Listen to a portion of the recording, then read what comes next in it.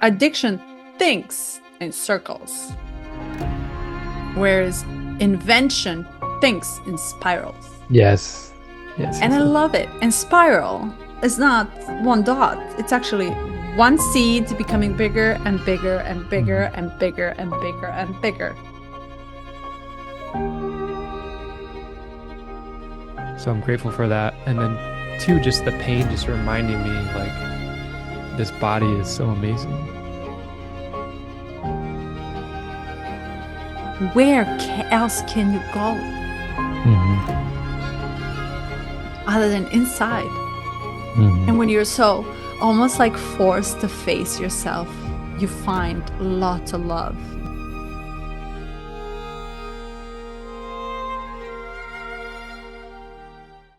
You cut your hair. Hello. Carly cut my hair today. Mine is going. Lightness. Why are we always in the opposite? I'm growing it out. You're cutting it. Yours was long. I was bald. What? How I think I asked you already, but how long are you going? Do you have a goal? No, but I'm planning on changing the tactics how I am doing my hair.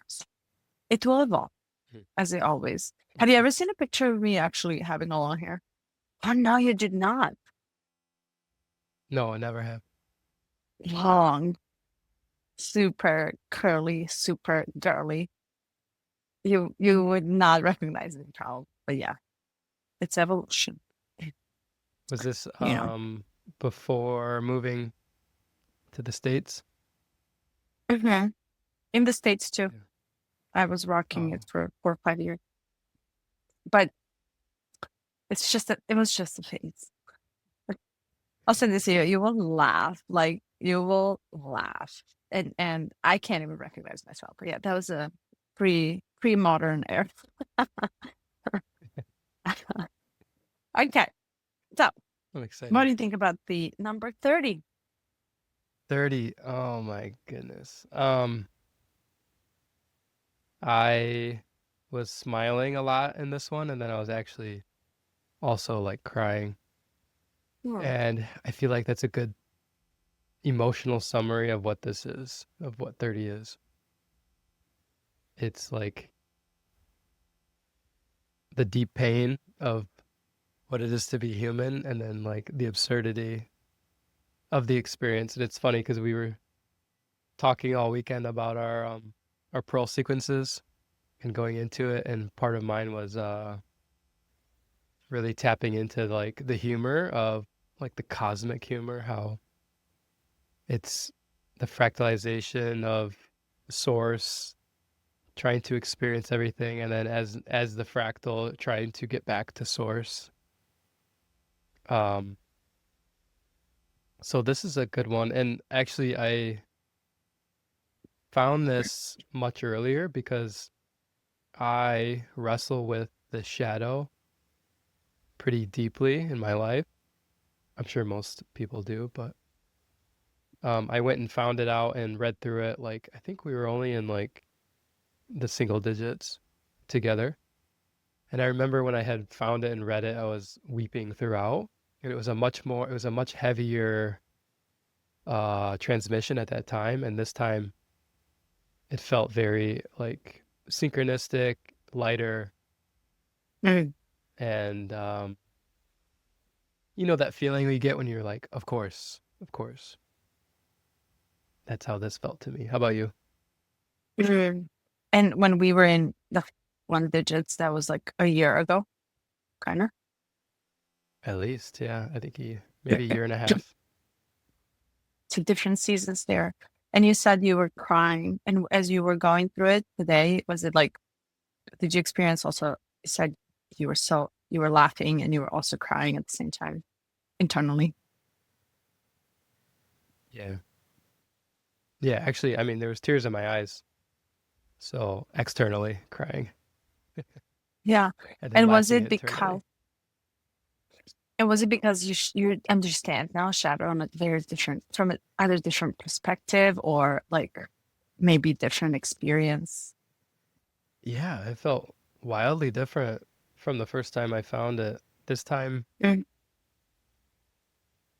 The first time the shadow for me was like I came to this kind of seeking desire or an answer or um, deeper understanding of like who I am and why this is such a deep one for me. And it kind of just sent me even deeper into like this is not something you can escape. Um, Mm. also like also the validation of the pain, like yes, this is the experience of being human. This is normal. And remember all the times you went down these spiritual paths.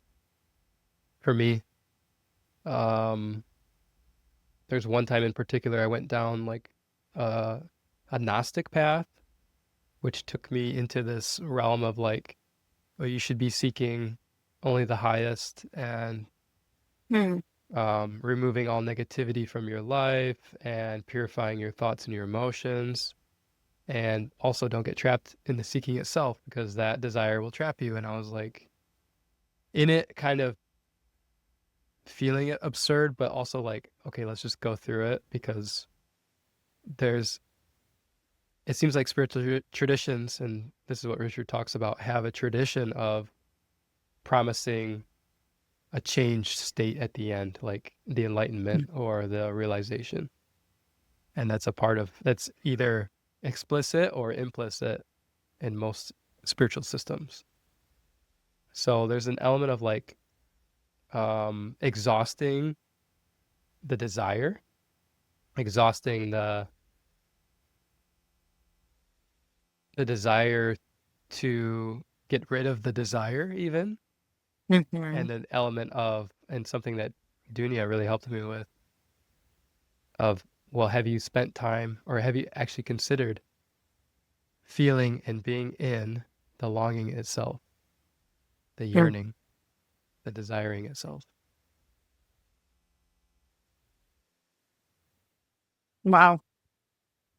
So the longer you try to get rid of it, the stronger it became.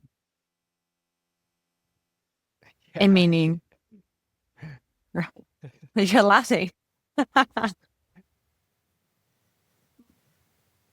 Yeah, right? because it's absurd. And also part of the Gnostic, this specific practice, it was White Tantra, which is about sublimation of your sexual energy and pulling it in with the breath. And I, you know, everything being said, like I did have some mystical experiences and I did feel like I could move energy in my body and I found value in that. But there was also like the trap of, by doing this, you'll be able to work around the sexual desire and find an outlet for it that isn't sex itself. And now I, the part like that's the very human, the very, we quote dirty, the very raw experience of what it is to be in this body is like strong sexual desires, needing to escape those desires because they feel like I'm trapped in them, finding a system to help with that, having relief, but then the desire actually just shifts to different or a greater, you could say greater or different or a higher desire. The desire itself is still there. It's actually stronger now. So in that Mm. experience, I was like, I was in, every day was just filled with these thoughts, this desiring to be free, to assimilate. Part of it also was a promise of um, astral travel. And it's Mm. interesting that this is, the emotions, the desire has to deal with the astral plane and how connected that is. So I find this all, it's just like at some point you laugh at yourself because Mm. it's just, you know, it's, It's tragic comic. yeah.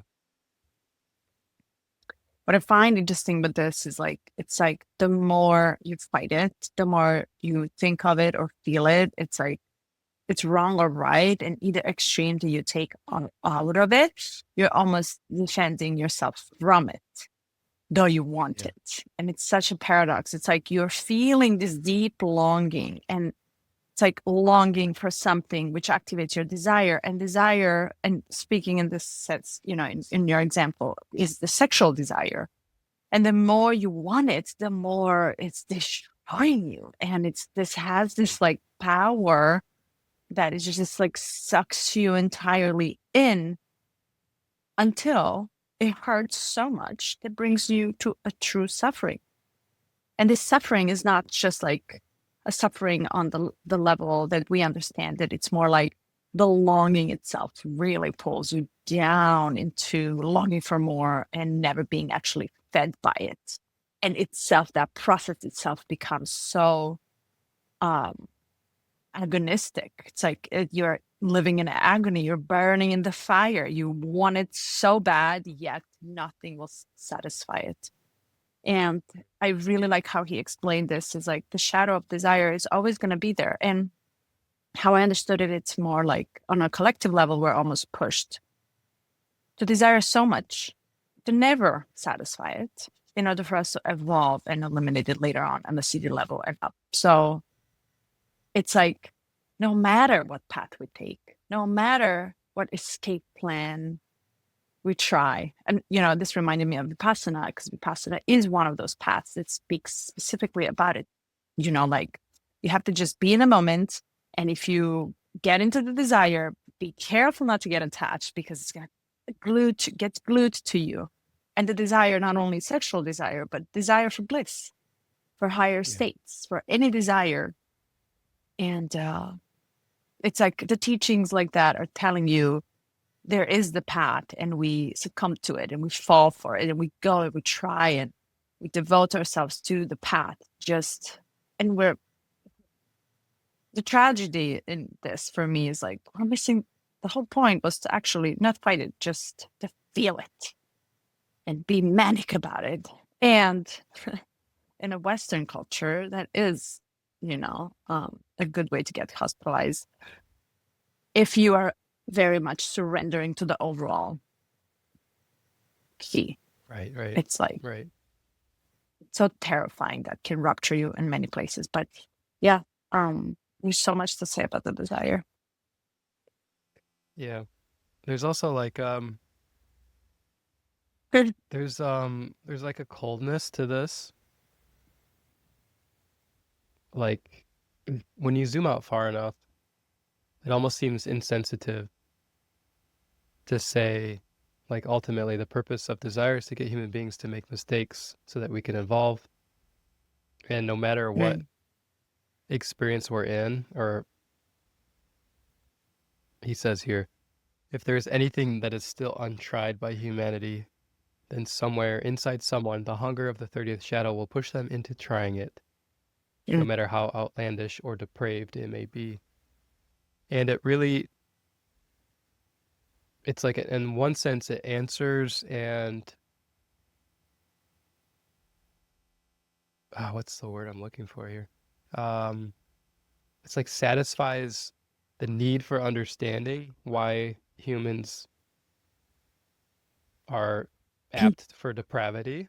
Like you hear about horrible things that happen, and sometimes it's hard to imagine. It's hard to relate. It's hard to sympathize with, and that I think that's what comes up when um we alienate, we try to eliminate, we try to push it away as Mm. being like, oh, it's just an insane person. It's just someone Mm. that was so abused that they were not connected. But really, it's like this is just the way that the system is set up. This is the way of the matrix itself. The Yeah. the force of desire pushing the the widest range of possible experiences. So as we enter into new paradigms of technology, connection, potential manipulation, um, and also like there's a a connection gap that's happening because of the dopamine addictions of phones, TVs, technology that's Or temporarily sedating the desire to be connected with one another. And as we come into it, it's tempting to want to create a world that is, or to say like, we need to move away from that, or we need to create this experience, or we need to do this. Ultimately, what this gene key is all about is like, just the fire that he talks about is sticky. What's the word he used? I have to find it. did we jump to CD? We jumped to CD. Clinging, clinging fire. Oh yeah. Oh And yeah, it's a not wonderful, shadow. evocative name. It causes you to burn with longing or desire, but despite what you do to try to fulfill that desire, it persists in clinging to you. And that's what's intended. And so part of like the coldness is it's tempting to say certain uh, manifestations of this desire is unspiritual, Mm. and that itself being a trap because we're not seeing the whole picture as part of the beauty, and part of the beauty is like also the pain included in also the pleasure, right? So it's seeing, Oh, it's just like this, like you have the opportunity to really let go, to really just let the fire consume you. or And yeah. or and you know what's interesting is that only when you, from what it seems, is it's pushing us down to experience all there is, including the suffering of desiring something so much in cycles again and again and again, to a manic point where we're in agony if we don't experience. But yet, because we cannot satisfy our desires, our longing for more, for more, for more, we become manic and seeking it more. But what you're saying, once you pull out of your own experience and you look at it, what this key in general is doing for the humanity is pushing down into the suffering of feeling everything that comes with the desire, so much so strong that you because we have to experience it in order to surrender to it.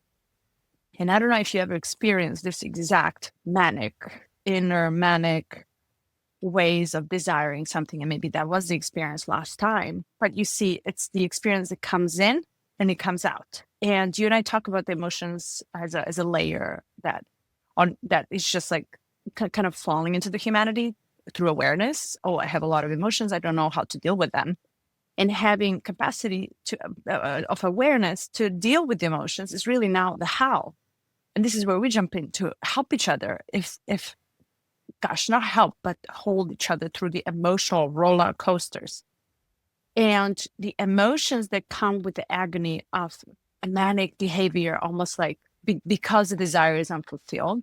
Even when it gets fulfilled, comes back into for you for more, because it's that clinging fire that he's calling. It's like almost attaches to you. And for the sake of just pushing down our extreme spectrum, because we have to experience what it feels to be in such suffering of the desires that will never be attained, that are eternal, that are never ending. And only then, how I understood it, when we push so much, we're then presented with the lesson of surrendering to it. There's nothing you can do. And there's nothing you can do. And the moment when there's more and more and more and more and more and more, at some point, you realize, like, I'm just going to surrender to it. Right? It's like, I don't know where that surrendering comes, probably very differently for everybody, a lot of us, other than people that actually have this key. And when I was reading this key, I was like, oh my God, it's like, if I meet someone who has this key, I would be like, you're about to go through so much on your own that carries like a person who will carry the majority of the awakening in a humanity for this key. It's very, very scary, almost, it feels like. But yet the way out of it is to surrender to the experience of suffering for the desire and sit with it. Sit with it and see and surrender and learn that skill. It became lately to me, it became a skill to sit with so much desire that I will never fulfill. But I still have. And it's never, never going to be given to me. I'm never going to feel saturated and not hungry for it. So have you had experience where you felt such a deep desire that it placed you in agony? And then fast forward, it's gone and you're still here, very much alive. You didn't lose yourself. You're very much on earth, more mature, evolved at some point, at some levels, more levels. But have you ever had that experience that was just so deep down, almost into dark chambers of your soul? I think there's been a few moments, and the one obvious one that comes to mind is like in my addicted states as a teenager and early 20s. The desire to have relief from the addicted state was that was the strongest desire. Mm. It was like all consuming, where it leads to this contemplation of what are some extreme solutions that will help me manifest this desire. Mm. And and contemplating those things that, looking back, it's like, doing the extreme isn't going to get you the relief that you're after. It's not, because it's only short-lived. And that spiral can go downward in the sense of like, well, if I do the extreme thing, then it must be satiated or it must go away. But often in that experience of the extreme, it's like that level of discord, as he talks about, in it not being satisfied. You have this gap, and if you're not ready to take the gap of the experience and the depth of the longing or the desire itself, then it will just manifest in another form or another format and look for an outlet in another way. So Mm. I think some of the irony is I've had this shadow cling to me for the majority of my life, but at the same time, there's been some part of me that's sat with it, that sat with the longing. And although I have patterns of like immediately trying to escape or solve or numb or distract, there's an element of like, okay, you're suffering so much that you just have to, like, at the end of the day, tomorrow's another day. You woke up today Mm. and it felt like you were completely new again. So there was some deeper wisdom that was just there, as almost like reminding me, hey, it doesn't have to be that serious. And as we get into the repressive Mm. nature, that really fit with my tendencies to be repressive Mm. and over serious throughout most of my life. Yeah. Oh my God. Can we go back? Do you want to talk about the repressive, or should we go back? Because I have 2 points. Yeah, we can go back. I just have one really important point, but it had to be experienced. It had to be experienced. That's the biggest point. And once you experience it and you learn, something comes out of it, right? So it's like once you touch that desperation of desiring stuff, then you realize there's this angle of perspective that you gain. It turns on your awareness of, oh, and one thing too, when you experience it, it catapults you to action, right? So it's almost like it catapults you and it triggers that action to escape it. That's where we move into spiritual movements. and we seek desperately to run away from suffering, but it's still there. No matter what, no matter what method and what lineage you choose, and you really get there, it's like you're still dealing with it. So it always comes back to you, and you always come back to it again and again and again until you realize, oh my God, until you almost like, and I don't know how is this realized on a permanent level, right? So I don't know if this is to be aware of on the permanent level, or just to gain that angle of, oh my God, this is actually, I have to go through this. And I'm about to enter into a new relationship, and I'm about to be in agony of the desire that I can never fulfill because you don't get me, I don't get you, I don't get to have you, you don't get to have me, and I'm still burning this desire inside of me, and I'm having it and I'm living with it. But somehow, not only that it's still there, somehow the gaining of that awareness and the angle that you're looking at it is what gets you to a point where you're just laughing at it. It's like, holy moly. Again, Yes. I dove deep into the desire, and addictive desire. And we're talking about the sex in general because he's pointing out, but there's so many addictive behaviors too. And those are also the desires. And you're longing for something just to fulfill something that you don't even know what you're fulfilling. And you're longing.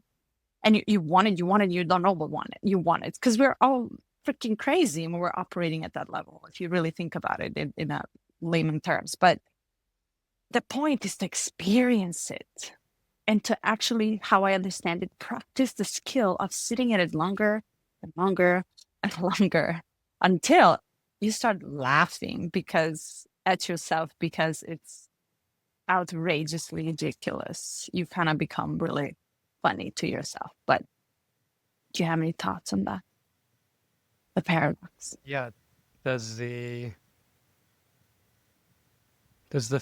for you, do you first notice that you're having the feelings, or you're getting caught up in it, and then you look for ways to sit in the feeling for longer? Or do you actively, like, obviously when we're reading the 30th, we're thinking about what are some things that I'm currently desiring, or what's what are things in my life that get me in this state of like strong desire. Um, but do you find yourself like, do you think about this often, or is this something that's it's only present because we're working on it right now? Such a good question. And I think that's exactly the point. No, it does not come often. It comes as a trigger. And you and I were doing the Pearl, and you asked about astrological transits, right? And your question was related to it. Something has to happen for it to get triggered for your awareness, or for you to do the work on it. That's how I see it. So to me, it gets triggered when I am ready to evolve with another level of relating.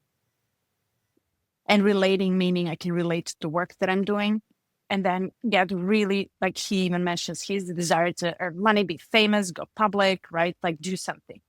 But there's this there's the differentiation is like there's a subtle feeling when it just comes. And then there's a desire that I'm longing for on a cycle. And Carly, by the way, said the exact same differentiation between emotional hunger and the actual biological hunger. And I loved what she said when we were doing the podcast. And she said, emotional hunger is rocket. Like you get hungry real fast right now and you want everything. And It's irrational. biological real hunger, yeah. And biological real hunger takes you there slowly. There's like just a path to get there. It's very slow increase in hunger because your body needs it. That is such a good differentiation between I want something so much now and I'm suffering if I'm not getting it, rather than subtle, feeling of accepting, oh, but right now I'm going through the season. I'm going through the cycle. And this is happening for me, to me. It's a gift, and I'm going to find out what it is all about. So with it, I surrender to it and I trust it. I simply just trust the process. These two are such exact same differentiation. So to me, they're not permanent states. They get triggered exactly at the time when I'm ready to deal with them. and they come in many formats. So they come in relationships, right, and relating to new people. They come in inspirational moments. For example, really good example of posting. Where do I post from? And what work am I giving to people?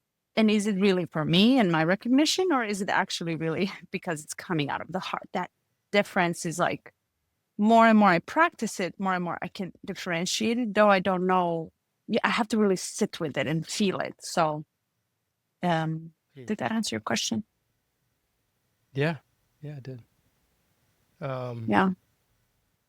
What about you?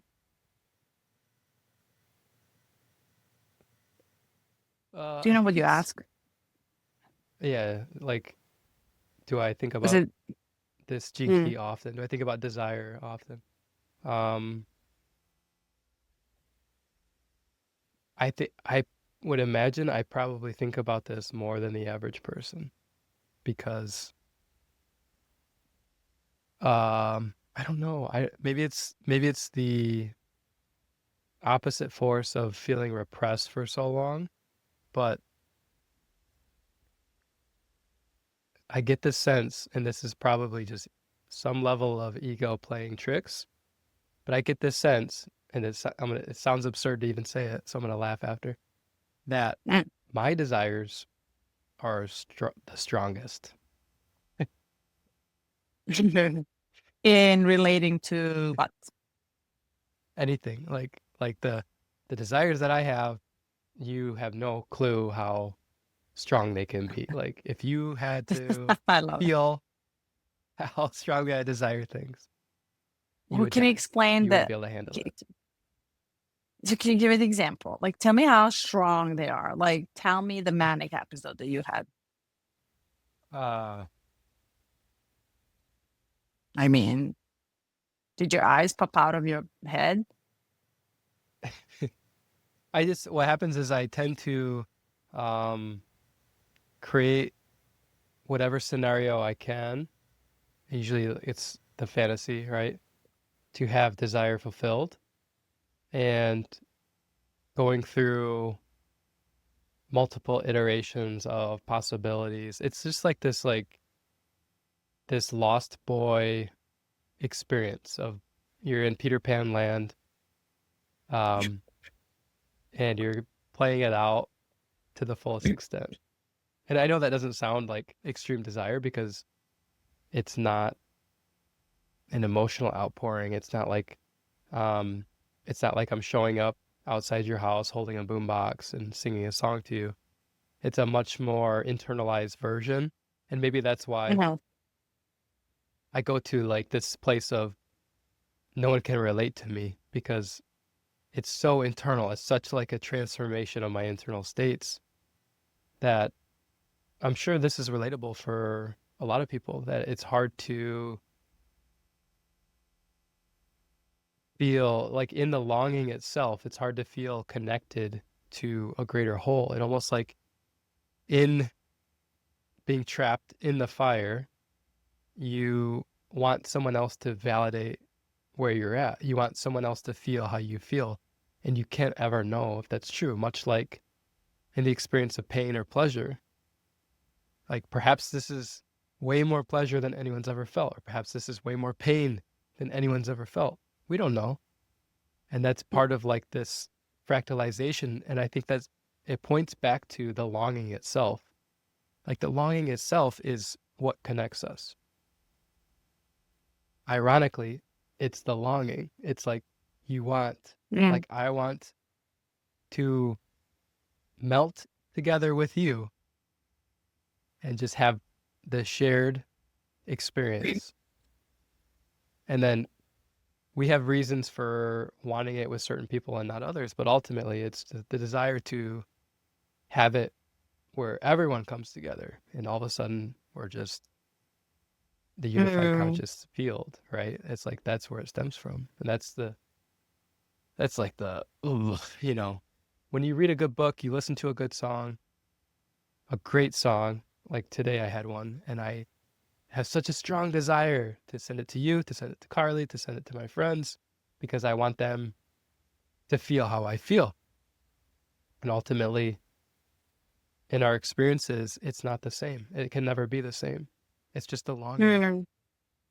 So this feeling is like it's it doesn't have to be like the love of your life just walked past you. It can also just be I watched a wonderful movie and I don't know, I want someone to also feel how I felt about it. I want that shared experience and I long to have that with someone. Mm. I like how you explained it because I relate to a lot of it that you said. It's like it's a never-ending desire. But question for you, does that so is it becoming bigger and bigger? Do you have a sense of it expanding the more you share it? I mean, actually, the more you feel it. Oh, that's a good question.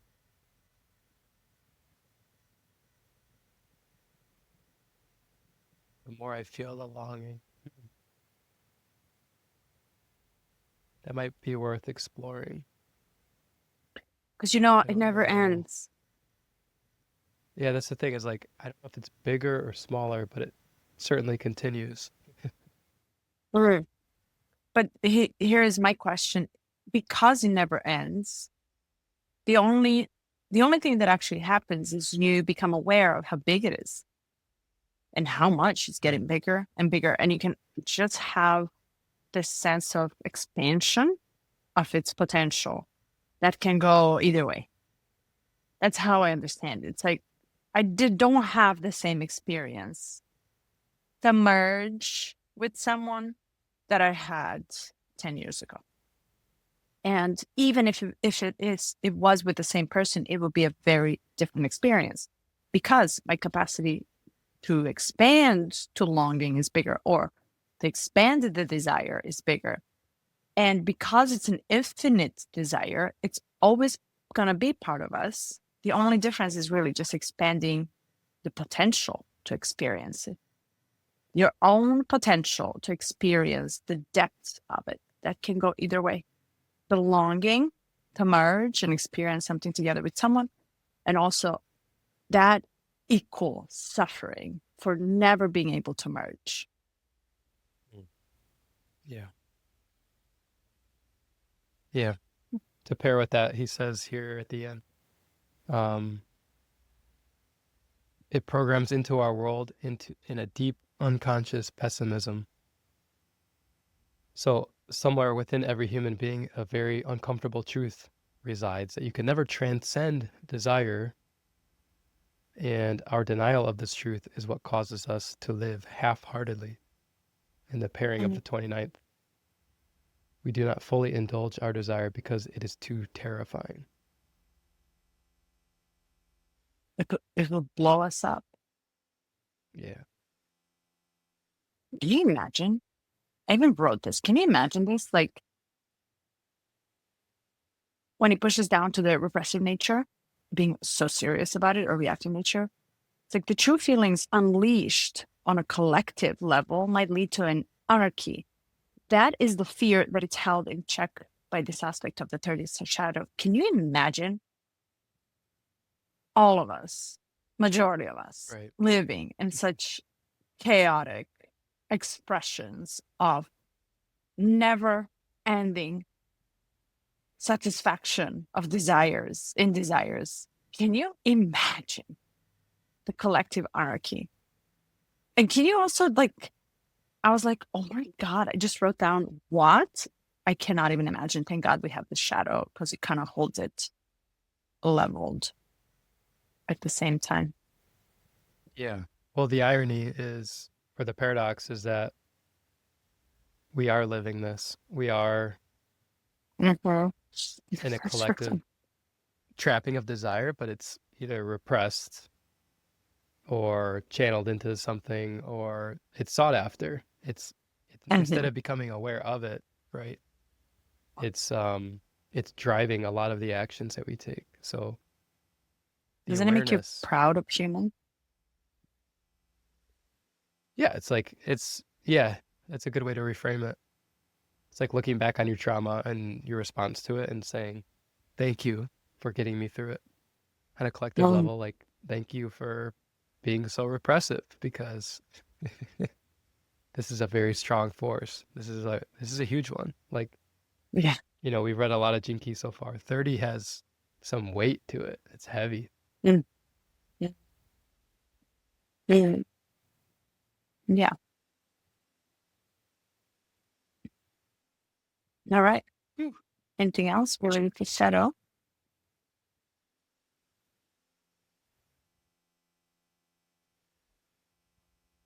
I just find it interesting, like, there are people that try to exhaust their desire.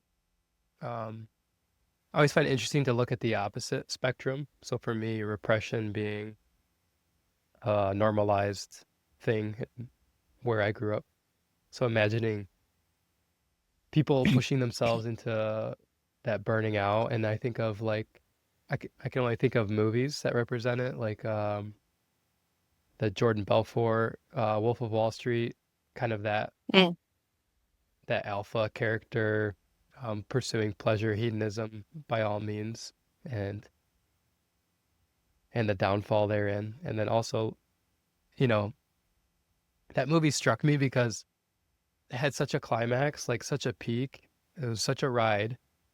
And it comes down into, oh, now he's just selling pens and he's doing conferences. And then I researched into his life now, and he's calmer in a way, but he's still kind of pushing like the ultimate salesman, and like it's like the desire just found another avenue, warm. a Mm, safer form to be expressed. And what I fully expected was to have him become like a monk somewhere, right? Like a complete 180, mm. which is also, it's also desire. So yeah, here we are. So yeah, just fun to explore that, and to So imagine it. let me ask you this. So do you what what would be your advice how to deal with them desires? Well, like you said, finding a way to become aware or increase your awareness. And how do you do it when your kids are First, on the top of your head? I remember. yeah. Well, the first thought I had was like, okay, set and setting, just like a good uh, psychedelic journey. It's important Mm, to be aware of the context first, and try to be mindful of setting up circumstances so that you can have a a transformation that doesn't totally disrupt you, right? That's somewhat stable. And so for that, it's like, okay, I probably need someone to act as a guide or a liaison, someone to act as a stabilizing force, someone that I can just say out loud what I'm feeling. And even if that's like uh, or recording a voice note and sending it to someone, or just writing down mm, your thoughts and feelings during the experience. But I think having quiet, because it puts us deeper into that state of desire when we remove. Typically, we are numbed by all of the information that's coming in. So it's like, mm, find a room that's not plugged in, that you're not looking at screens, and then just giving space for some desires to come up, or having one you intentionally go into. And I think for me, it's like for me, when I was tasked by Dunya to look at or to spend time in the longing, I was like, well, that's what I'm doing. That's why I'm talking to you. And then I kind of zoomed out and I was like, wait a second. I'm not actually focused on the longing itself. I'm focused on what the longing is attaching to, what the desire is attaching to. And so it's almost like removing the attachment, almost removing the objectification of our awareness. And this is like, basic meditative practice.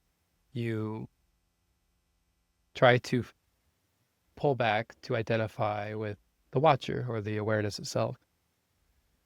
And then in that, just noticing. And if you need like a mantra or a returning stabilizer, like thinking about your breath on the tip of your nose or on the top of your lip. Um, or it could even be like, okay, you get to this point of exhaustion, or you feel so strongly that there's nothing left for you, you're gonna blow up. And typically you'd go to X, Y, and Z to try to find your way through it or out of it. Instead, just lay on the floor Mm. and surrender, melt into like the absurdity of how strong that is for you, how like ridiculous. It's like, in some sense, you feel like this magnetic pulling that will rip you apart if you don't numb it, if you don't find distraction, or if you don't start drinking alcohol, like whatever it is, you know. So Mm. Yeah. I think there's different styles. So you can approach it with different styles. It could be the calm, gentle style, or it can be the more dramatic. Yeah. And you mentioned something is like you can come in many forms of reaction. It doesn't really need to be just like reacting to say something or rebel against something or action. It can come internally and externally too. And it reminded me last night, I was talking to a friend of mine, and she did have this like visceral reaction to the desire to be connected with another human being. And instead of the desire was so strong, and then she felt a rejection from it, from the other person. And the rejection was like so strong for her that it almost like placed her out, immediately dysregulated her, and she couldn't even see. So much so that she didn't, it was like it gets you into this like vortex of spiral. And you not only spiral on your nervous system level, your entire body gets like, into pre-explosion. Like you're about to explode. You're about to lose your shit on all levels. Mhm. But what I found interesting is that literally, I turned around and I just tapped her on her shoulder. And I don't know why I did this. I just looked at her and I literally took her two fingers because she was going like, oh my God, I don't know what to do. And I grabbed her point fingers and I just said, look at me. Just look at me. Here, right here. And something just changed in her. And I'm going to add to what you just said, because being validated, seen, trendy words nowadays, but also recognized by someone in the moment of that losing mind, like in the moment of where you feel the desire for something it will kill you, is really, really powerful. And what I wanted to say is that sometimes just speaking it out loud to another person.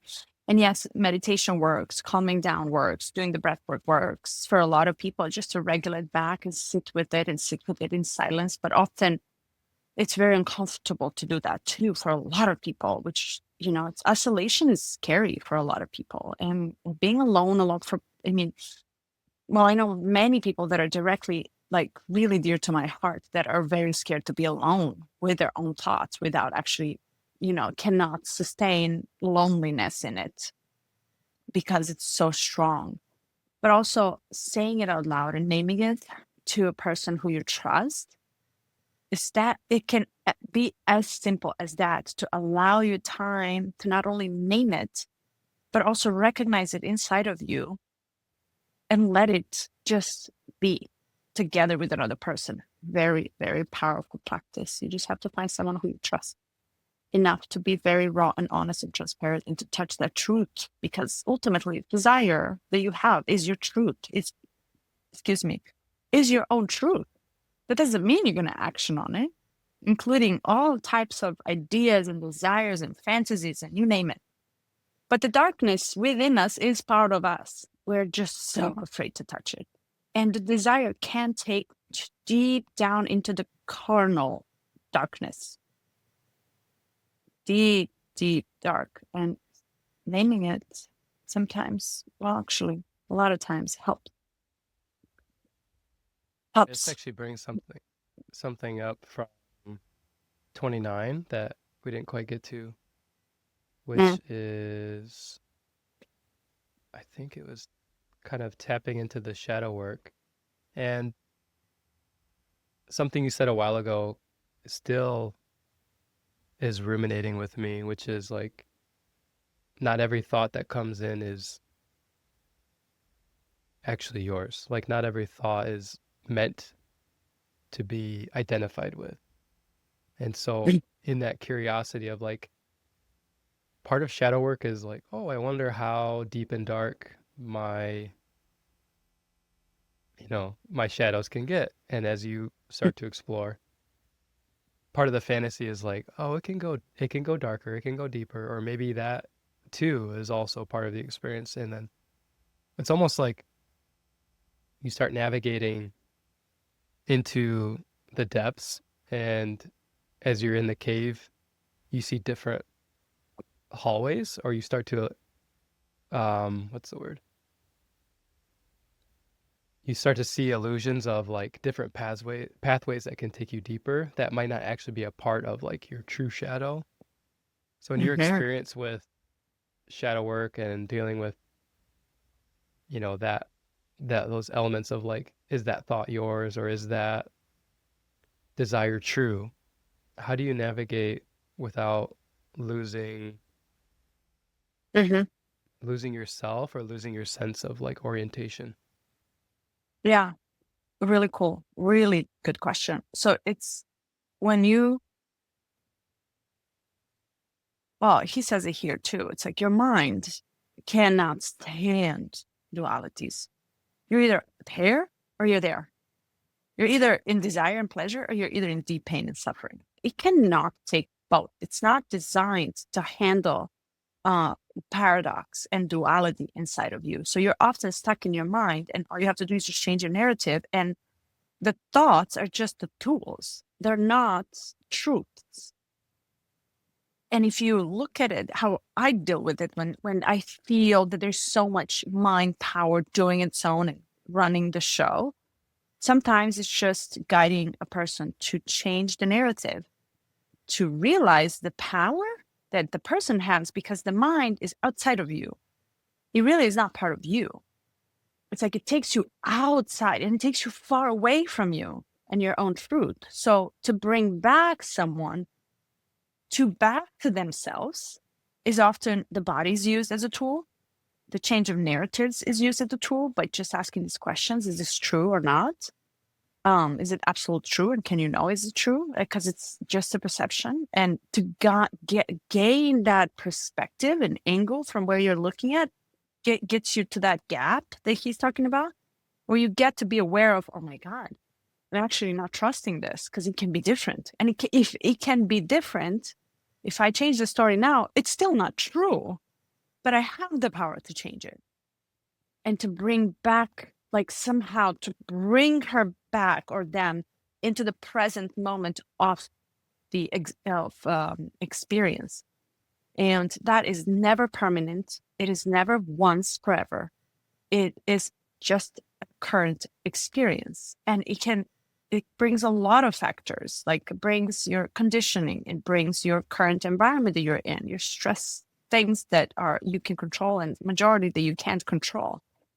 But I think mine is so powerful that the more we learn about the duplexes and the dualities within us, that you can operate from pain body and the power body, the pleasure body, from that you both have masculine and feminine, that you also have, how good days, you also have the bad days, how far up you go. So you go that deep down as well. So the awareness of it really comes with learning how to accept both dualities. And your mind has no other option than to shut up.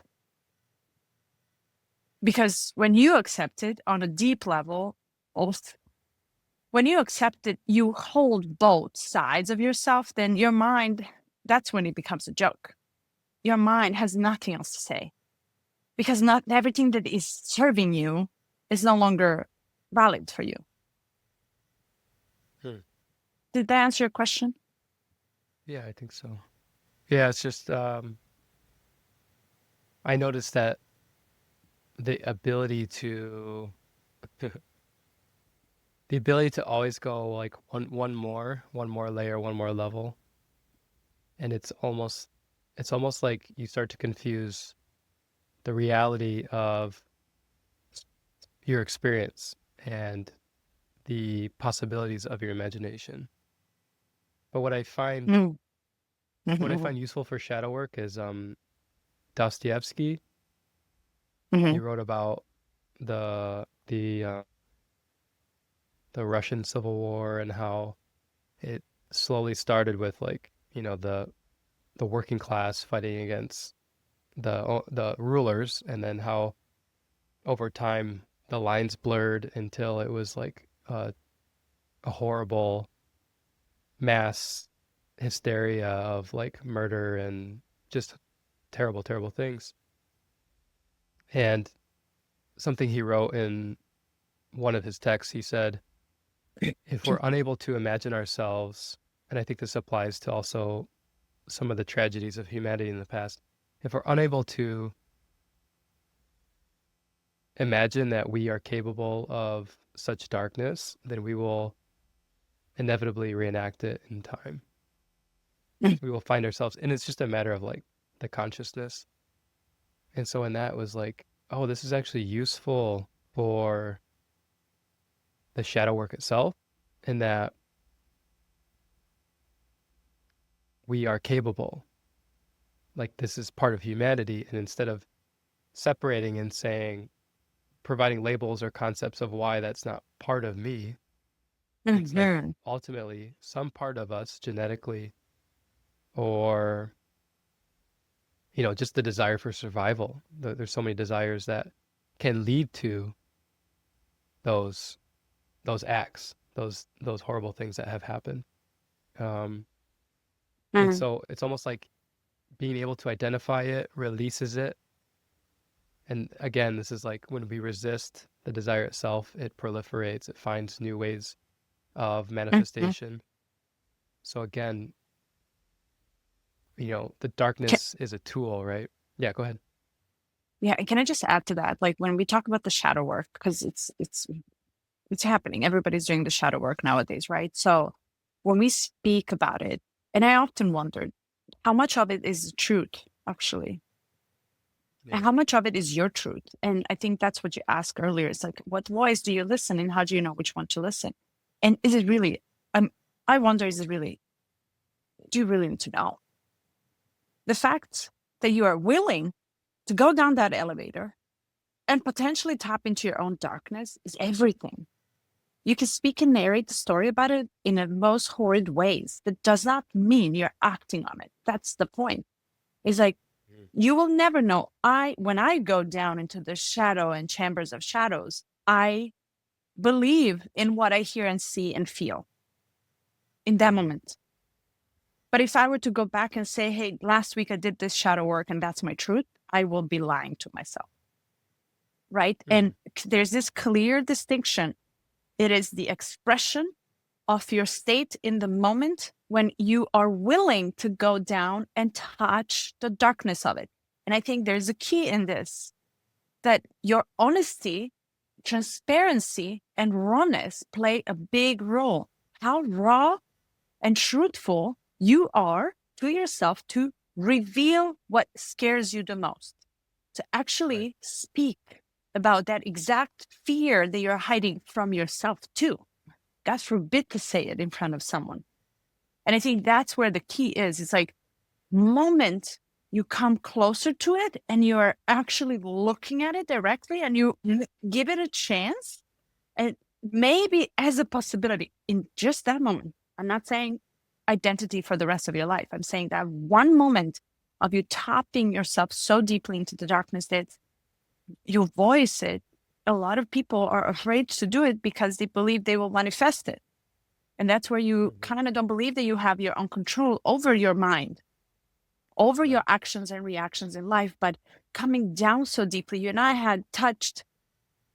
You remember when I would just get the numbing of the hands, and I remember Mhm. that vividly because it was something so deep and so I don't even know how to explain it. I don't know was it darkness or not, but it gave me the reaction in the body, and that did not change my life trajectory. I am who I am still to this day. I still carry my identity. I didn't change, anything in the way I react to the world, but it something happened inside of me.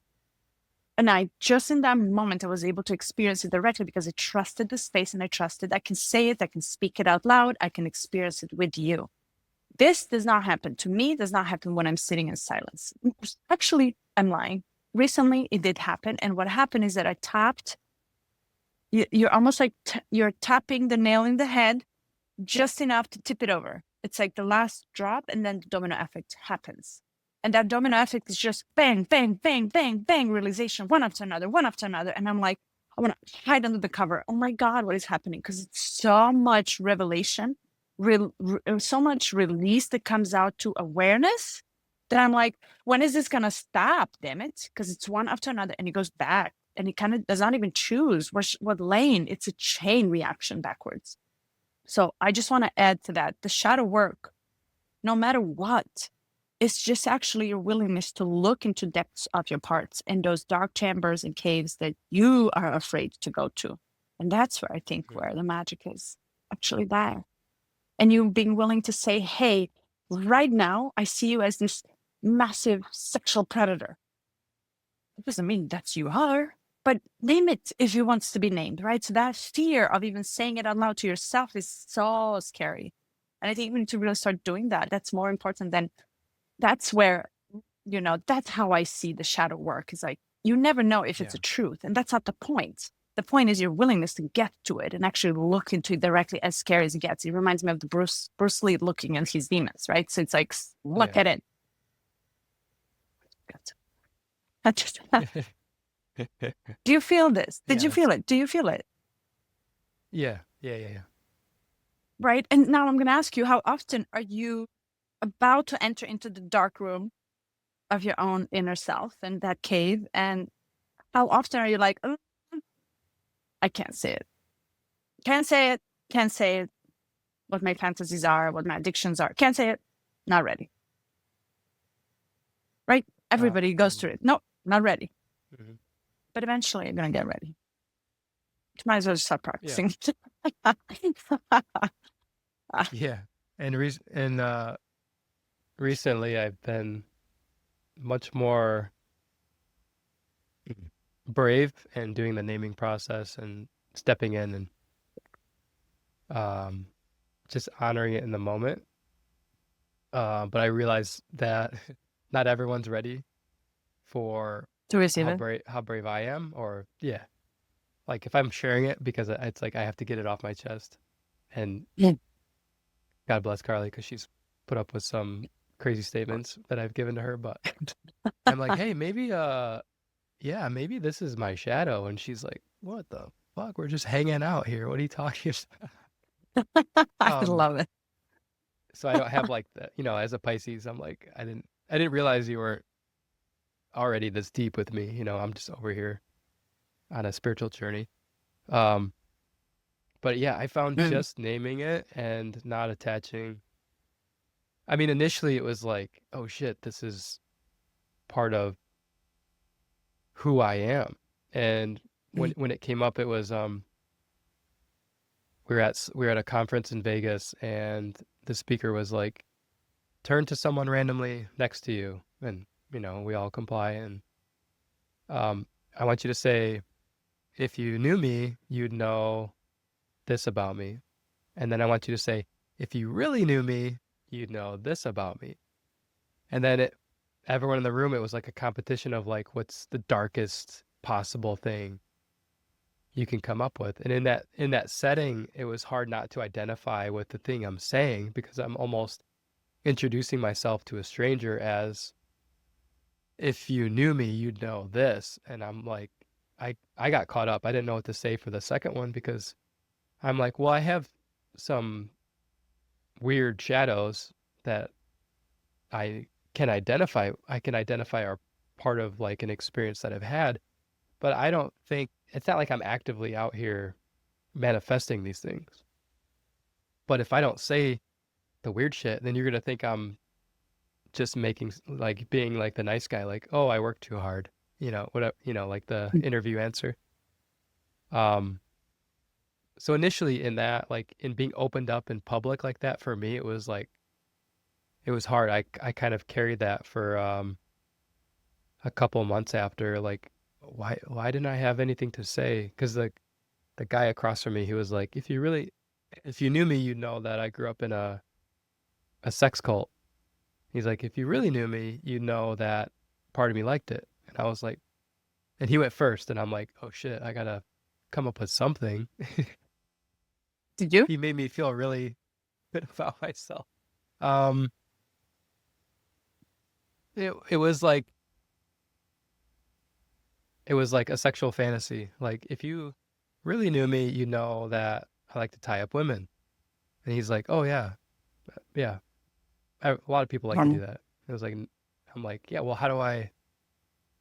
You're in a sex cult. Like that is a very unique experience, and you're at the Mm. range of how far that can go. Of like, you got to experience a deep, what did he call it here?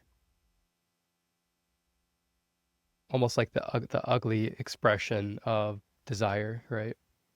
And of control and of power.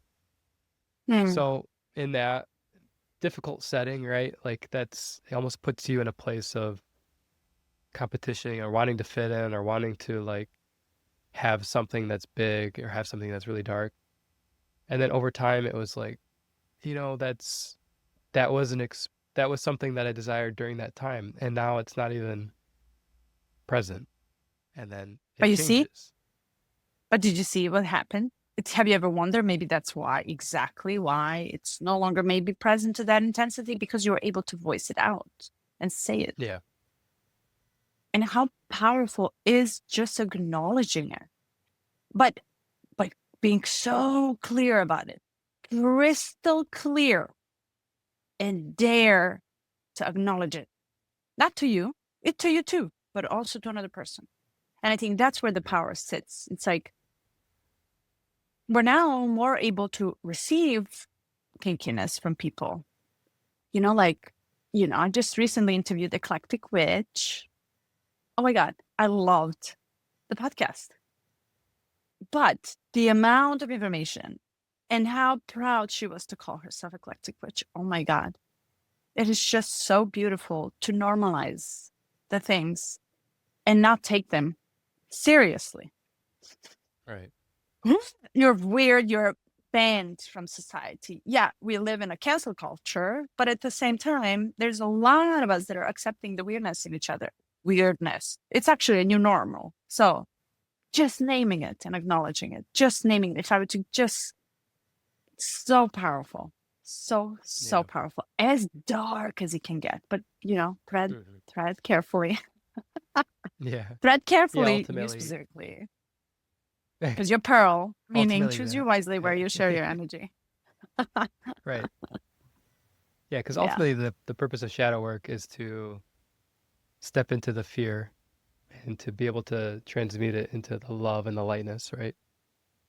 yeah, And and accept it. part of the Yeah. fear is like, can I still be accepted if this is true? And that's a Hmm. test. That's a test of like your own self belief that there is something that's connecting you, even the parts of you that you weren't willing to look at, or now you're looking at, but you're not sure. Is the person I'm speaking with going to be okay with it? Hmm. And even in a deep setting, it's so funny, like going into like a container where we can go deep, and I pull something up that's true in the moment. There's parts that show up that are saying, "Hey, you Don't went too say it. far." They're Hmm. withdrawing, they're pulling back. They're not sure that they like you as a client anymore because look at how weird you got all of a sudden without any like there Hmm. wasn't rationalization behind you. We just do this stuff. We go down these loops, uh, and we do that to protect from that desire to connect and to be seen and to be connected with. Key. And for that, you need to have trust. Well, first, you need to trust yourself and be unapologetic. Learn to get there, right? It's almost like, okay, I trust this process. I'm ready. There's this compass that tells you you're ready for it. And this is why you can't just force someone to come and get coaching from someone who you don't know. It's a stranger you're talking to, right? And everybody's nowadays coach, and you don't even know who the hell to trust. And you're all like freaked out because everybody is just having almost ultimately a subjective level. A good coach will never tell you what to do, period. It will not. It will actually just hear you. It will give you the sense of, I hear you and I really am listening to what you're saying. That's it. It's that simple. And also, somewhere there, I share deep down, I share exact same fear of rejection, exact same. So you and I don't connect because I have the same experience of loss and grief and breakup and heartbreak and no. You actually connect because of the core primal fear. And when you go down to that level to really understand, hey, but you're here like me, and you're not alone. Ultimately, that is healing. To tell you, you're not alone in this. Don't isolate. I see you. I feel you. And if you're lucky, if you find someone, and I believe it's like, I really believe that people can find each other in the time when they need, just to do that. And sometimes just want that one sacred secrets released from your chambers is your next leap into your evolution. And for that, you can meet people that just cross your paths, and strangers like in Vegas conference, right? So, and just like trusting it, surrendering it. That's the shadow to the gift. Oops. Oh my God, I just busted my pants up my ass. Oh my God. I can't believe. Speaking of lightness. Oh my God. I literally just How did this happen? You're just sitting. Because I was just like, I moved my, oh my God. Is it too uncomfortable? Pants. That's how I just wanna... No, I'm so comfortable, but I'm moving a lot because I'm feeling the energy for it. Anyway, sidetrack. It happens all the time. To continue? Yes. That's how I destroy my pen. I'm so embarrassed, but whatever. I'll take it. I'll sit with it. Anyway. Okay.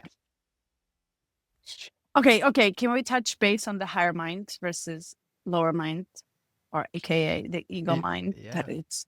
I'll follow you. And how it, so it goes like, the mind has great difficulty with paradoxes because it is not built to handle them. Mm-hmm. It can only resolve things through logical reasons. The higher mind, however, adores paradoxes because it knows that they are the truth. Mm-hmm.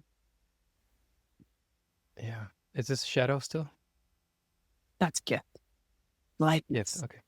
Perfect. Yeah, it's the more I go into Gene Keys, the more these paradoxes become attractive, become like how can I, like, where's the paradox here? Let me find it, because I know that's where the depth is. That's where the experience is. And it's so fun. Do you find yourself laughing at yourself a lot? Just like, oh my God, no. Because the other day I found myself just spiraling down in my mind of giving a list of reasons why I should revenge. And I was laughing. I was like, I cannot think. Oh my God. Like, stop it. And literally, I'm washing my dishes and mine gets me real fast. Revenge in a matter of like, I'm going to go ahead and write back the text with this. It's like full blown army coming out. And I was like, oh my God, I don't really think my mom. And I was laughing because like, stop it. And I went in the shower, and usually water used to calm down my mind. But no, it would slow down because, I would be aware. And then, Rafal, you're talking, back. And I'm like, wow, stop it. And it took a minute, but I laughed at myself because how fast and strong I get there. and how and now I'm like, holy shit, you are nuts. Like, chill for a second. Just chill. Can you chill? Can you just chill? Mind. It's funny. What do you have to say about it? Well, to speak on, it's just interesting with revenge. The other day, I had some time and I was looking for just a movie and I was gonna like do laundry, so I was just throwing something on. And all of the new like non-comedy movies, non-drama, non-comedy, if it has any action whatsoever, all of the plot lines are like revenge. And I put one on, just I'm like, whatever, like good actors, maybe it'll be okay.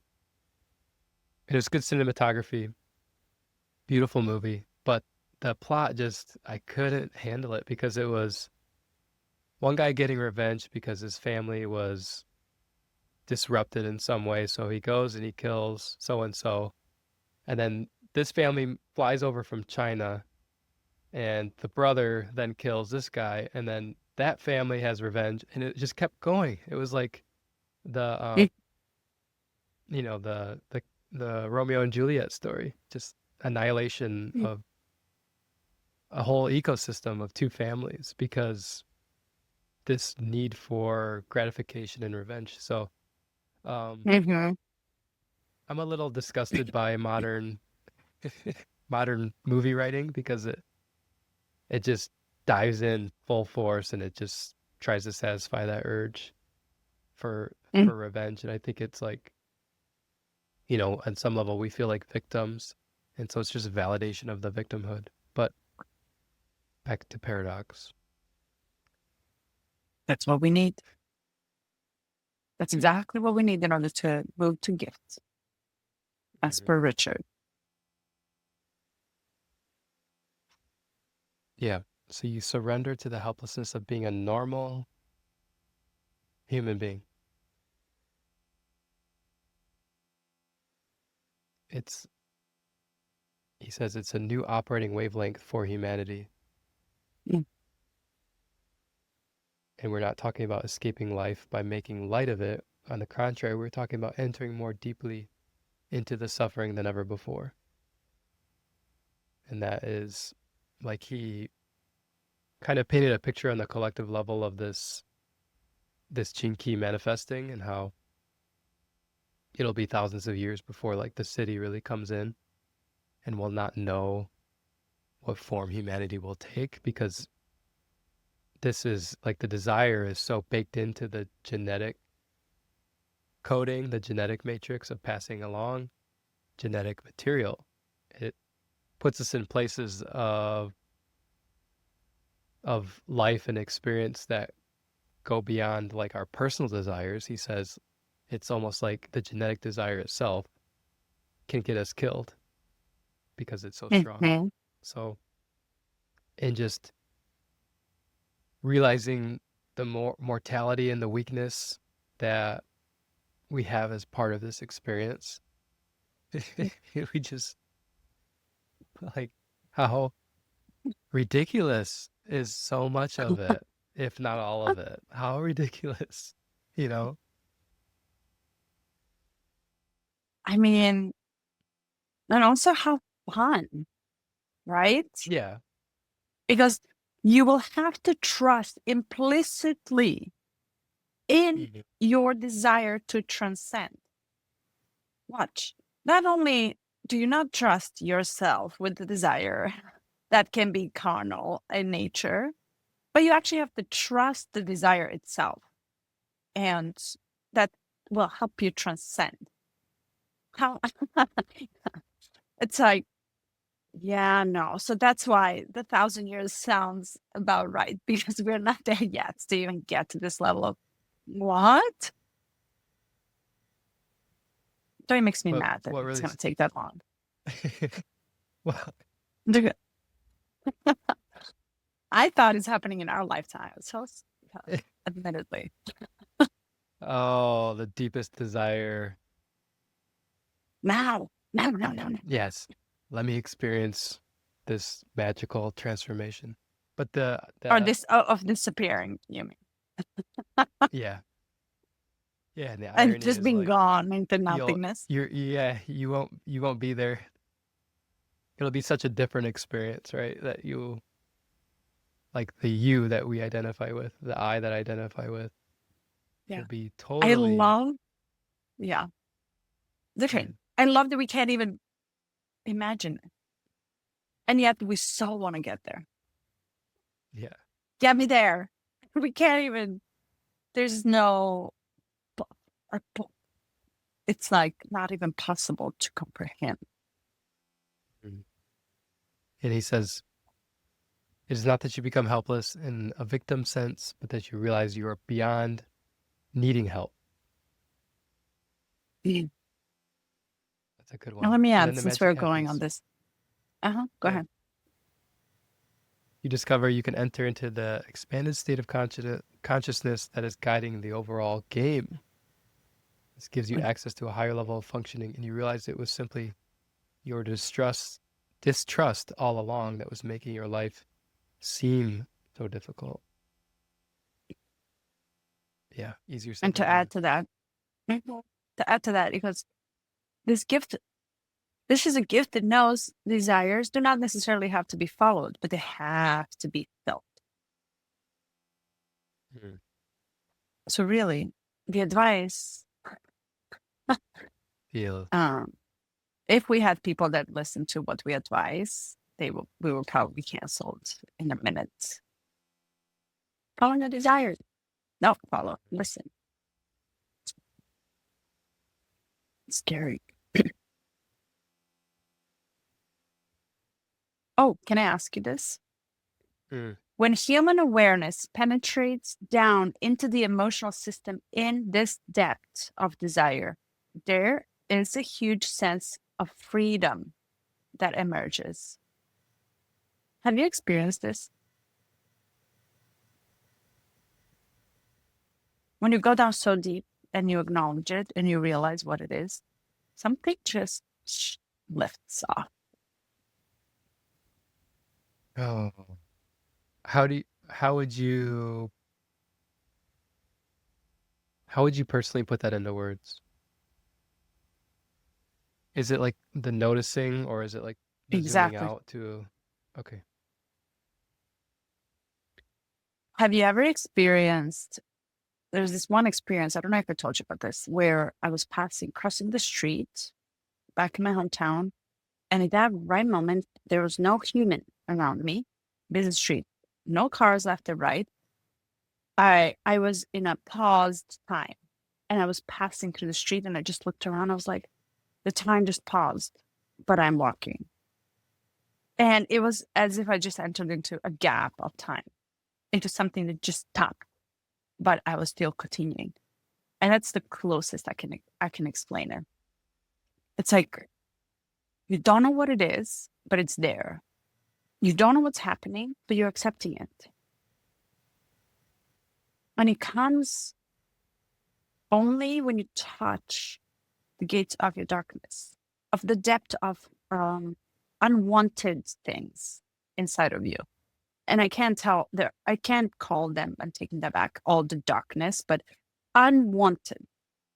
So be acknowledged things, spaces and parts of you, right? So, and then when you start digging underneath a layer and underneath a layer and underneath a layer, and you start acknowledging it and being clear, crystal clear of what this is, you tap into the end point where none of it exists anymore. And you're entering that gap of time that stops. And that to me, because I highlighted and I was like, wow, I experienced this by sharing the dark sides or the deep primal core that are tucked up. They're not like normalized, normal conversation. But when you say it, and then you have another one saying the same thing and meeting you right there at that level, then you don't feel alone. You feel free to speak about it. And then something happens when there is the end of the well. And then, of course, you're not acting on it, but there's a gap. there's a space that gets like entered into. You good? Your kids are calling. Oh, is it loud? No, I just want to make This is, sure. You have yeah, to. I it's mean, just if you have to go, let normal me know. kids things. Carly's with them, so it's good. I think about, is this like, for you, does this feel at all related to polarity? It I should feels say like the this, other the side of what I want. other side of what I want. Okay, my my lean right now is into um, polarity and speaking about. Have you read the Kabbalion or heard of it? Yeah, I have the book. Okay, there's the law of polarity in that the universe is masculine and feminine, and so it's like on a personal level, I am a one being like a masculine, and you are a zero being feminine, and this is a manifestation of the fractalization. And then in our cells, we have both ones and zeros, and we have at atomic level, we have ones and zeros, and we're just kind of like you can feel this energy, the magnetic, electromagnetic force from the atom up until the earth and into the cosmos. And it's almost because when you brought up this experiencing of lightness and the paradox, I immediately went to, okay, are we zooming out as far as we can? Are we zooming in as far as we can? I believe it gets you to the same point. And you're talking about Mm. almost in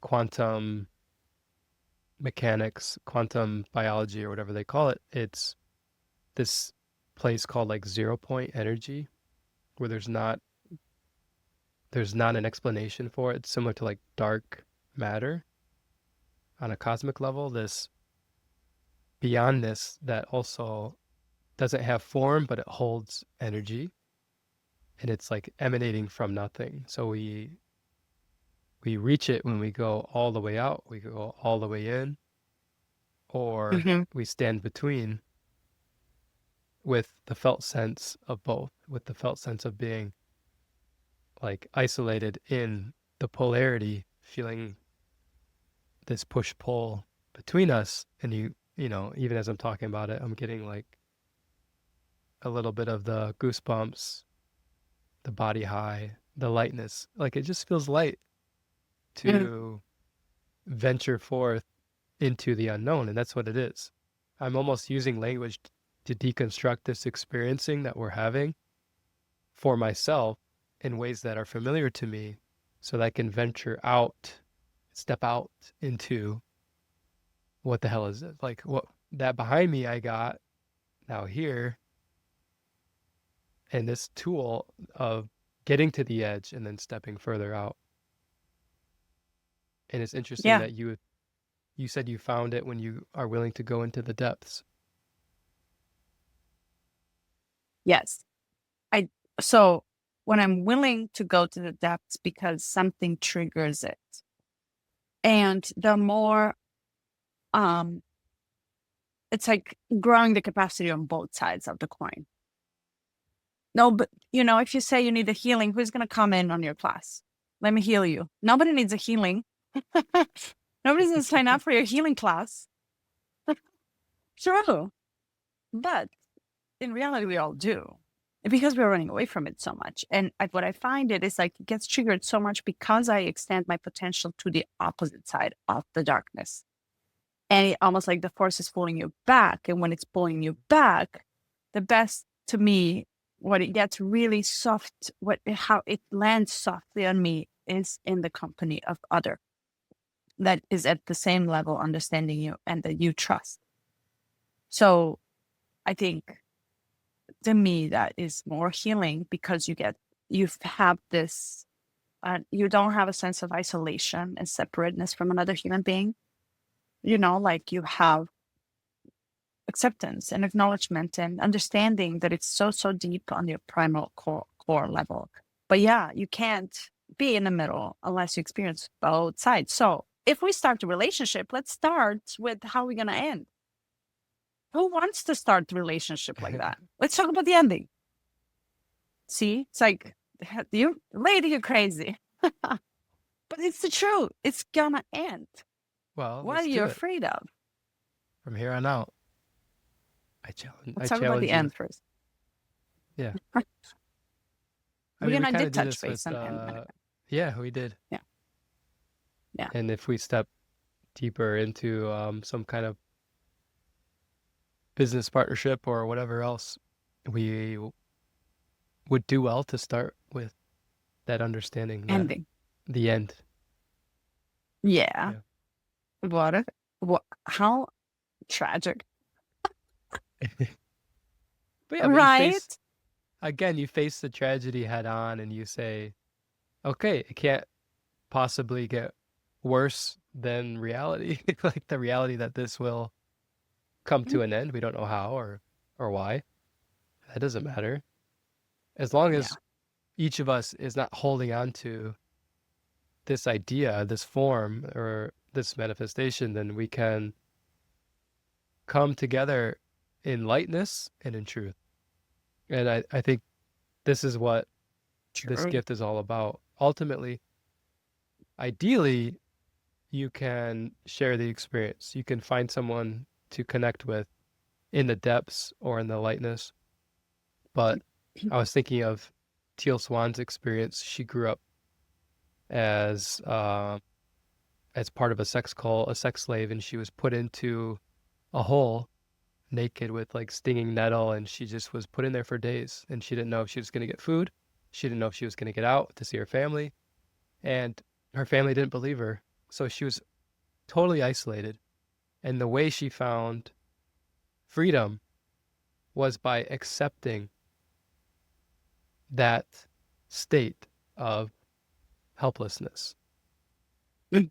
not Mm. as a victim, but it was, as it's talked about here, realizing that you are beyond needing help. It's past that Mm. point. And then she found some level of peace, and then she was able to, with that practice, find her way out and achieve safety for herself. But that, it's, of course, we would want to share the experience, but ultimately, this isn't what it's about. It's just that level of surrender, that level of being able to let go and melt into that felt sense and that desire. I can say that I can share it with someone. I can try to find someone that shares the same desires as me. Ultimately, it's mine. And like I said earlier, it's like pain. Like, I don't know if any human experiences pain the same way I do. And we can never know. Mm. We can use crude tools to try to approximate it. Like, okay, we're all seeing the same color orange, right? It's a sunset. Is that pretty close? Okay, what about this fruit from this tree? That's pretty close. Okay, now we have an understanding. We have a concept that matches reality. But um, you know, everything's an approximation. So it's just awareness and having the courage to feel it, to feel what it is, Yeah. And it's, and then laugh too. yeah. Well, can you laugh in the middle of the fear? Right. Yeah, And, when you're so scared, really, just to be who you are, and just even, like, I think this is why people are just afraid, and they have the love-hate relationship with social media, because it's like almost like crucifixion alive. You're getting stoned and burned like a witch back in the day. It's like you are exposed to many deaths over and over again, and it's so freaking scary.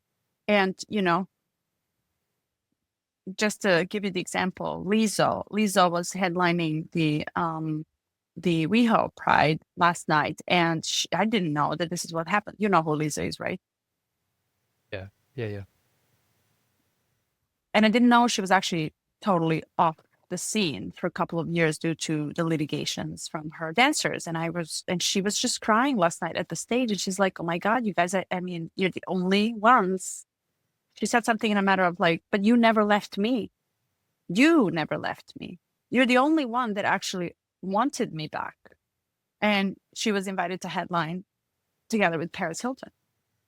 Right. And we loved it. And it was so interesting to see is that no matter where is, the good, there's like this dose of fear to be true to yourself out loud in front of people, especially in front of public, especially nowadays. Right. So it's like even being able to live in that fear and scare, it's like there's so many times, even this, and I'm going to just acknowledge it now, even speaking about it. And I'm looking at an hour and 35 minutes of us talking about deep, deep desires and darkness inside of us. It's like gives me an anxiety to post it. And I don't know why. This is the first key that I have this like anxiety about it. And I have this fears of, oh my God, you can totally chop the parts of this and make it whatever. It's like, how do you define joy and laughter and like comic tragic way of looking at it lightly when we are in the middle of the fear. And I think it's very, very important to sit with it and really process it, because you will find your way around it and talk about it and experience it and lean into it, lean into your own truth. And nothing breaks the truth. Nothing breaks your own truth once you find it. And nothing, truth wipes off everything, wipes off even love that you think is love. So I just wanted to add that. Yeah. Yeah, I have the 5 line, so Which this feels is good to me. The heretic. 5 line and what? Like human design 3-5, so in Gene Key's life's work and evolution is three lines. And then Oh, radiance and purpose are the 5 lines. oh, So I don't know. They can. I'm thriving right now. Okay, good. I'm like, let us get banned. I want more. Sure. And let us get burned, not banned, burned. Okay, cool. Okay, and one thing, I just have this, and I wrote all here, and that kind of opened up my heart a lot when I read it about the collective and people that actually have this gene key.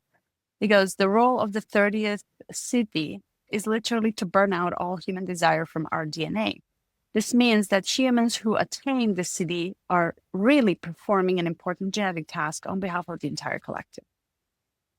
The perk that goes with this role is that they actually experience the divine rapture. I was like, wow. Yeah, Koa, my youngest, he has this sphere of attraction. Wow. Attraction, desire. What does that mean? We'll see. No. But It, he is so light. He is such a light little guy. He's good with everything. the baby? Yeah. Yeah. He's Is 2 he now. talking here? Just turned 2. Oh, he's Yeah, talking. he's learning. Wow. What's his favorite thing to ask for? The desire. So typically I work in the morning. So I come to the office and he wakes up and I can hear him on the other side of the door. Daddy, daddy, daddy. And so every morning when he wakes up, he has to have me hold him right away. Wow. Oh, it's so cute. And all my kids, I don't know if it's because I worked a lot throughout different stages of their life, but now recently they all are like, they just want to spend time with me. And I'm like, sorry, Ooh. Carly. They just want me. Oh. But doesn't But that mean that later they'll be more attached to her? well, I mean, typically, right? It's the Oedipus complex, so the boy's attached to their mom. Mm. So yeah, I think it's the pendulum swings and then it swings back. Cool. But I am more I'm more sensitive, more emotionally available than she is. So right now it might just be that, and then yeah, we'll see. Little sidetrack, Fine. but Yeah.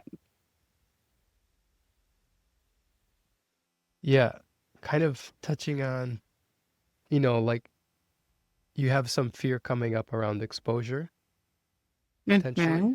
Is that what it feels like? And he says here in this Well, it video, just came. um, just It came just now. came up. Hmm. Was it just in contemplating the events of the weekend with Pride Weekend and Lizzo's story, or was it something that you shared personally, or I mean,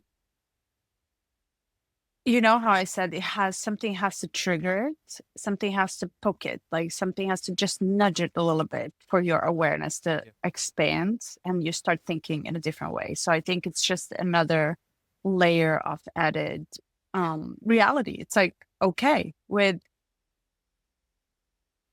this, no matter how much we come out of the heart, we're potentially touching a very, very sensitive subject um, that can be misinterpreted very easily, right? So, just with speaking the truth in your heart, meaning when you contemplate and you put yourself and your life out there, and if there's no anchor where you anchor in, you're left to receiving the perceptions of other people and interpretations based on their subjective experience, right? So, it's like a lot of it can come out as a total misunderstanding or disinformation. And I'm speaking just because we're touching such a shadow that a lot of us and people do not have capacity to admit, do not have capacity to see, do not have willingness Hmm. and desire, and are afraid to touch deeply inside of it. So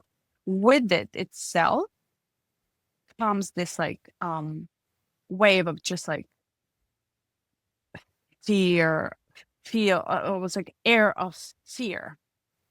But that doesn't mean you Hmm. have to stop, right? So it's like, if somebody tells you your picture, your photo, your picture is terrible and you're an artist, you're not going to stop being an artist just because someone dislikes your picture. But you have to find your way to anchor in it. And I think anchoring in the truth of who you are, really, you have to kind of be clear with yourself first. And who you are is coming down to that point to regulate you back. But these are normal states. You and I shared a lot of stuff here. And we're not even half done through the Jinky book. Hmm. Yeah, yeah, yeah. I was just reading about your profile. You have a little bit of like restraint and instinct in your vocation in 32, and Mm-hmm. maybe some of that is being triggered. What is it? How do you know? Oh, because you just read my chart, Yeah. which, by the way, should read my entire chart. Oh, yeah. um Failure. yeah, it's like Yeah. sensing long-term vision, knowing when restraint is necessary, and instinct. So like this is, when I went through your chart and you went through mine, it was like, okay, I'm realizing, because for me, I'm here. This is very this feeling to me is very similar to how I approach my individual expression, whether through writing or through my videos. And Mm-hmm. I'm actually looking for ways now to go even deeper. Mm. And I'm like, great if it triggers you, great if I get a negative response, great if a collective comes and paints me as like this horrible force that's potentially Wow. changing the world for. Yeah, well, it's, Yeah. I like I like it. Um and it might be helpful to have you just as a slight balancing force, just on the other end. And Carly does the same thing. She's like, yeah, maybe not all the way right now. So, But well, also, because can I just say this, one more thing too? Can I Yeah. just say one more thing to this? This is exactly how it's a really good example of how these things rise in you, disturb you, and try to mess you up, and then they just disappear. And it's Right. how you react to it and how you allow it to change. That's exactly such a good feeling. So, where is it coming from? Do I know? I don't. Is it mine? Do I know? I really don't. But what I do know, it's there. And it was there. So you ask me, do I feel it now? I'm like, okay, but yeah, you're right. Fuck it. Meaning it is what it is. It's already done. There's nothing I can do correct it. But the wave of it that comes in, it's like, wow, that's the splash that you get from somewhere.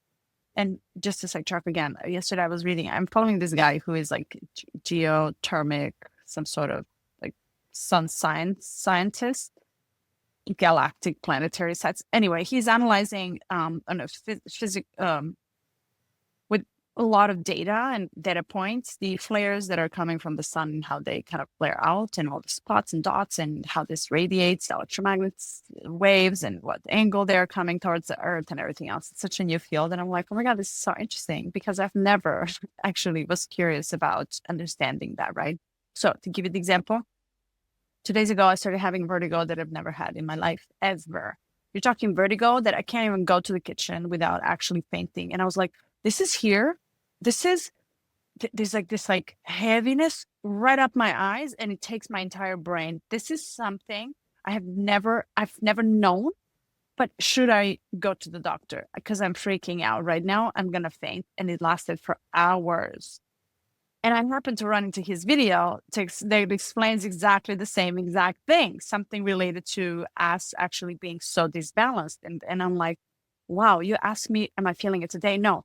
So the point that I'm making is that these waves are coming that are also really unconscious and uncontrollable by us too. So to take them as the truth is where I even question myself to it. Is this actually the truth? That's why what is my truth is my anchor. What is deep down the truth that you can anchor, that I can anchor into when the disturbance comes in of some kind? Yeah. That's beautiful, and Yeah. it helps.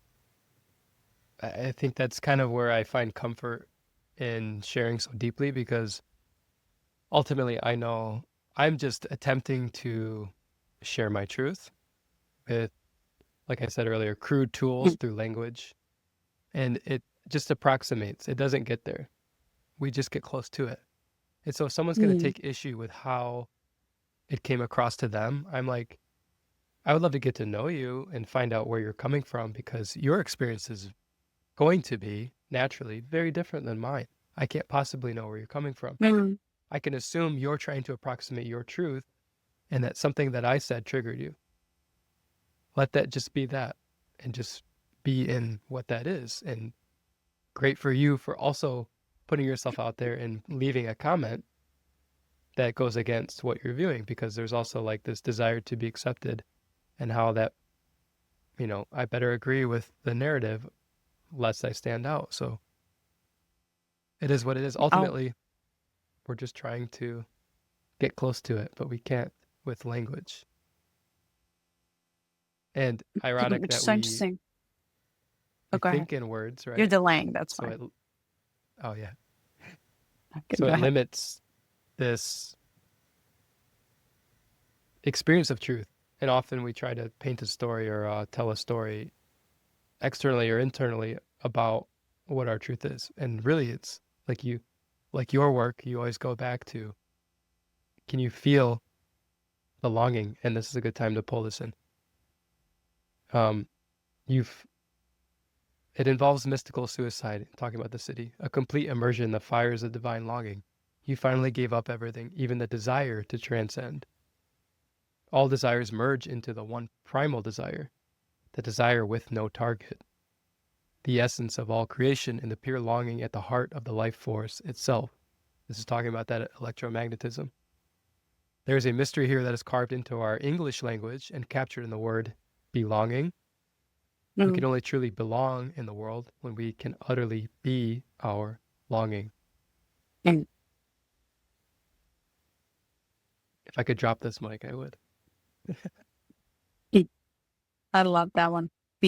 Belonging. Yeah. Yeah.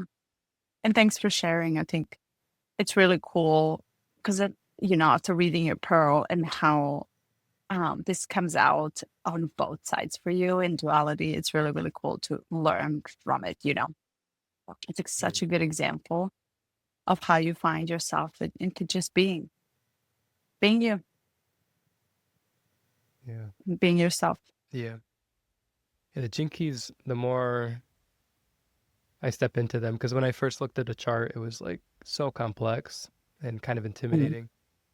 The more stepping into it, the more it's like I'm able to piece, or that kind of just pieces together by itself, like seeing a puzzle become whole and Yeah, diving into the sequences and kind of putting that together is such a cool experience. totally. And when you look at them, they only make sense if you look at them together.